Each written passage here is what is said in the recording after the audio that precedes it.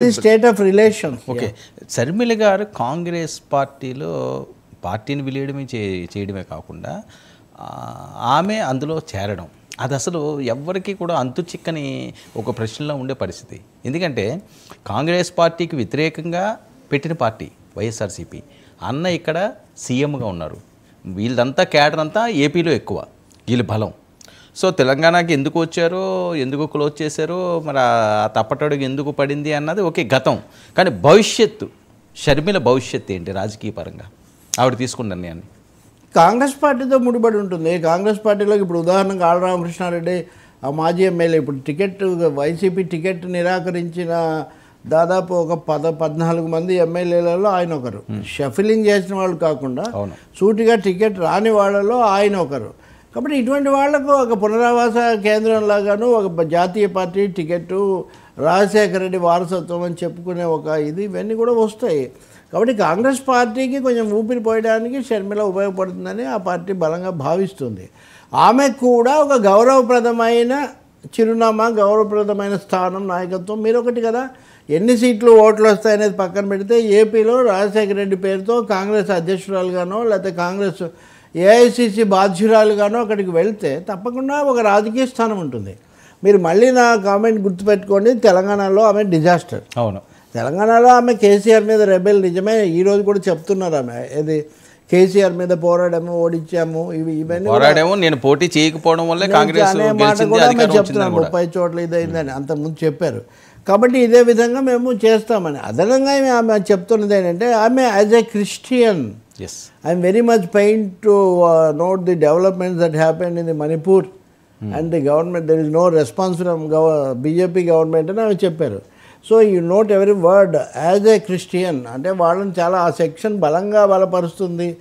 మద్దతు జగన్కి అదే ప్రధానం. పైగా ఈమె పక్కన ఉన్న బ్రదర్ అనిల్ కుమార్ కూడా అవన్నీ తీసుకురావడంలో చాలా పెద్ద పాత్ర వహించారు. ఇట్లాంటివన్నీ ఉన్నాయి.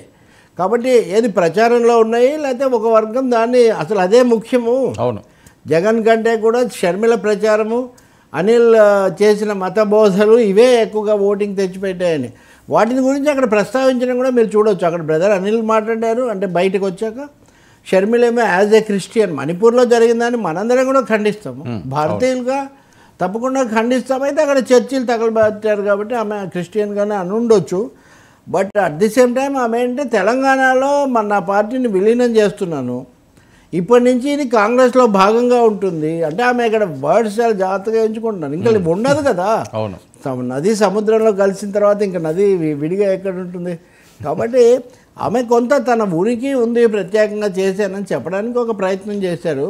ఆ తర్వాత రాజశేఖర రెడ్డి, రాహుల్ గాంధీని ప్రధానమంత్రిని చేయాలనుకున్నారు. ఆ కళనే నెరవేరుస్తానని. ఇప్పటివరకు కాంగ్రెస్ పార్టీ నిజానికి రాహుల్ గాంధీ ప్రధాని అభ్యర్థి అని వాళ్ళే ప్రకటించలేదు. మొదటిసారి ఏఐసిసి వేదిక మీద నుంచి అట్లాంటి మాట. మరొక విషయం, పదే రాజశేఖర రెడ్డి గారిని కూడా మళ్ళీ తీసుకొచ్చారు. ఒక వాక్యంలో 2-3 రాజశేఖర రెడ్డి పేర్లు 2-3 సార్లు వస్తూ ఉన్నాయి. ఆమె కార్డు అది పెట్టుకోదలుచుకున్నారు ఖచ్చితంగా. ఇంకొకటి, జగన్మోహన్ రెడ్డి ఏ కార్డు పెట్టుకోవాలండి? అదే కదా, ఏపీలో షర్మిల ప్రవేశం వల్ల జరిగే అతిపెద్ద సమస్య ఏంటి అంటే, రాజశేఖర రెడ్డి వారసత్వం కోసం పోటీ పడేవాళ్ళు అటు ఇటు కూడా ఉంటారు. ఈమెను ఒకవేళ ముఖ్యమంత్రి అభ్యర్థిగా పెడితే ఈమె కూడా ఆ కార్డుతో ఉంటారు. చాలామంది నిన్న కూడా నాతో ఎవరో మాట్లాడుతున్నారు, జగన్కు ఏంటి అభ్యంతరం అంటే, ఆయన బిగ్గెస్ట్ అభ్యంతరం ఏంటంటే రాజశేఖర రెడ్డి వారసత్వానికి ఇంకొకరు దావా వేసినట్టుగా తన దగ్గరికి వస్తారు. ఆస్తిలో పంచుకోవడం అనేది ఒకటి, కానీ రాజకీయ వారసత్వానికి కూడా తనకి ఇంకొక దావాదారు వచ్చినప్పుడు, చెల్లెలు అయినప్పుడు, ఆ చెల్లెలు తన తరఫున కూడా గతంలో ప్రచారం చేసిన బాణం అయినప్పుడు అదే ఇక్కడ రాబోయే ఒక రాజకీయమైన ఘర్షణ అది వస్తుంది. సార్, రాజ్యసభ ఇస్తారు షర్మిలకి అని మాట్లాడే పరిస్థితి.